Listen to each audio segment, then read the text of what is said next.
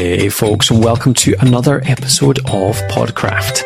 This is the show all about podcasting, from launching a show to monetization and everything in between. I'm Colin Gray, your host as always, and this time around it's an interview show.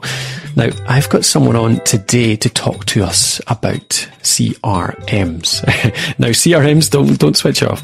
I know it's an acronym. I know that it's maybe not got the greatest connotations, but I genuinely think that a CRM is a type of tool that can help podcasters a huge amount. And that's why I've got John Ferrara, the Nimble CEO, on to talk to us about this. So John was the founder of Goldmine originally. It was a customer management tool back in the day. But when he sold that, he didn't stop thinking about connections, about networks. He was keeping an eye on the CRM market, and he spotted the fact that they tended to be pretty expensive or overcomplicated, a bit of both, mainly. And that's what led to the idea of Nimble. Now, I use Nimble myself. I chose it because it was really easy to get into. It seemed the easiest to me, but it still had a fair bit of depth to it. But I'm sure I'm still not using it to its full degree, especially from a podcasting point of view. Now, you know, a lot of people run interview shows, or at least they have guests on every now and again.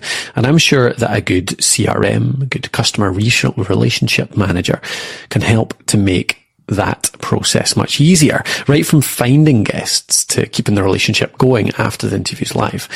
So I've got John with me today to help us figure out how a good CRM can help us run our podcast more easily. And he's been in the networks and connections industry for a long, long time, as you can tell. So I started by asking him what drew him into that industry. Well, he began by throwing a good question right back at me. Colin, you help people with their podcasting, right? Yes, indeed.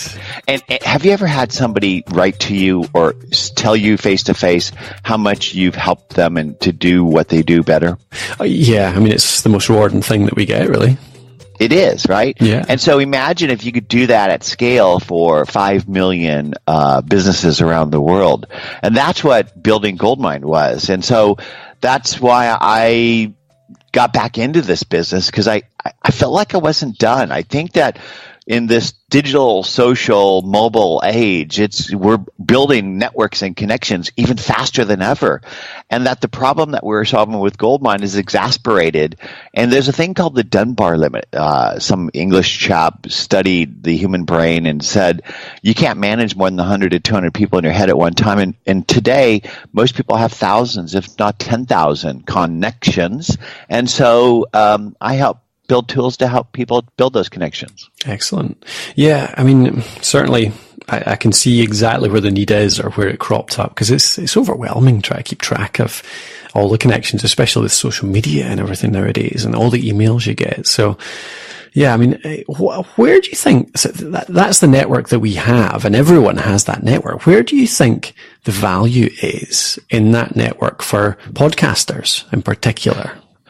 Well, I think what we're trying to do is to build a tribe around ourselves. If you think about a sustainable garden, what is a sustainable garden all about? It's about putting things in the garden that attract other things so that you don't have to spray and overwater and it becomes self-sustaining. And I think we need to do that as human beings.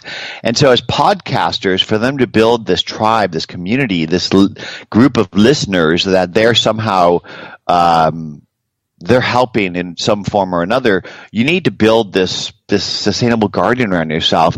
And I see that you do that, right? So you've got similar friends as mine, Brian Fanzo and Hanley, Ian Anderson Gray, and all of these people. You ideally are staying in touch with them beyond a business level and along the areas of commonality, like mountain biking or hiking or family or food or all the things that we do. And so ultimately, I think that for you to build that sustainable garden around yourself, it takes work. And today, I think that CRMs don't serve us in relationships. CRM stands for customer relationship management, but it's actually customer reporting management, because CRMs aren't designed for you. They're designed for management, and they're designed for reporting. And I think that we all live in our email and now more and more in social and conversations with our connections, and that we need something that unifies this into a golden Rolodex that helps us to connect at scale and to stay connected.